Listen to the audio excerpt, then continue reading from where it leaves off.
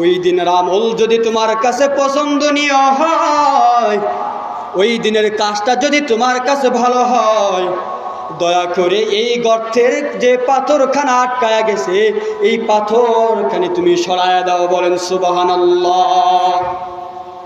আল্লাহ তাআলার কুদরতি কারিশমায় ওই পাথরখানি এক পিঠ সরে যায়, সামান্যটুকু সরে যায়। এইদিকে তিন ব্যক্তি, ওই তিনজন বন্ধু একটু আরাম পাইল এবং খুশি হলে আল্লাহ তাআলার নিয়ামতের শুকরিয়া আদায় করতে লাগলো।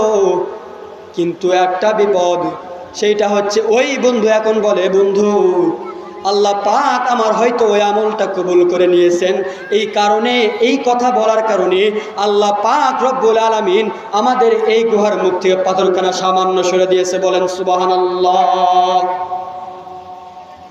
আমাদের এলাকায় কয়জন আছে যে পিতামাতা